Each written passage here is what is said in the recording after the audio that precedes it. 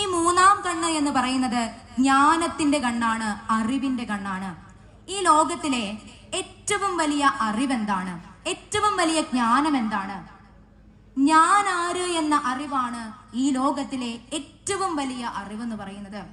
നമ്മൾ ഈ രണ്ട് കണ്ണുകൾ കൊണ്ട് ബാഹ്യമായ കാര്യങ്ങൾ, ബാഹ്യമായ അറിവുകൾ നേടാറുണ്ട്. മറ്റുള്ളവരെ നമ്മൾ ജഡ്ജ് ചെയ്യാറുണ്ട്. അവരങ്ങനെയാണ് അല്ലെങ്കിൽ ഇങ്ങനെയാണെന്നൊക്കെ നമ്മൾ പറയാറുണ്ട്.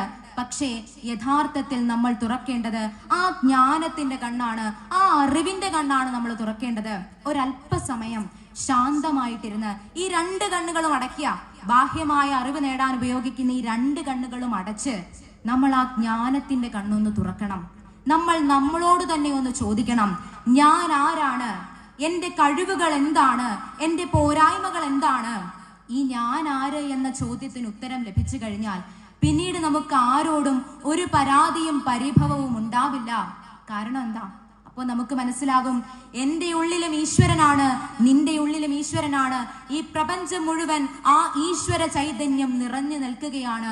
നമ്മൾ എല്ലാവരും ആ ബ്രഹ്മത്തിന്റെ അംശമാണ്. നമ്മുടെ സംസ്കാരം അനുസരിച്ച് ഒരാളെ കണ്ടാൽ നമ്മൾ തൊഴുകാറാണ് ചെയ്യുന്നത്. എന്തിനാണ് മറ്റൊരാളെ നമ്മൾ ഇങ്ങനെ തൊഴുന്നത്? ആ ആൾ എങ്ങനെയുള്ള ആളായിക്കൊള്ളട്ടെ, പക്ഷേ ആ വ്യക്തിയിലെ ബ്രഹ്മ ചൈതന്യത്തെയാണ് നമ്മൾ കാണേണ്ടത്. ആ ചൈതന്യത്തെയാണ് നമ്മൾ തൊഴുന്നത്. അപ്പോ ഈ ഞാൻ ആര് എന്ന ചോദ്യത്തിന് ഉത്തരം തേടി പോകുന്നവർക്ക് മാത്രമാണ് എൻലൈറ്റൻമെന്റ് സംഭവിക്കുന്നത്, ബോധോദയം സംഭവിക്കുന്നത്. കൊട്ടാര ജീവിതത്തിന്റെ എല്ലാ സുഖ സൗകര്യങ്ങളും വെടിഞ്ഞ് ഞാൻ ആര് എന്ന ചോദ്യത്തിന് ഉത്തരം തേടിപ്പോയ സിദ്ധാർത്ഥൻ എന്ന രാജകുമാരനെ പിന്നീട് ലോകം വാഴ്ത്തുന്നത് ശ്രീ ബുദ്ധൻ എന്നാണ്. അത് തന്നെയാണ് മഹാദേവൻ നമ്മളോടും പറയുന്നത്. നമ്മളും ആ അറിവിന്റെ കണ്ണാണ് തുറക്കേണ്ടത്.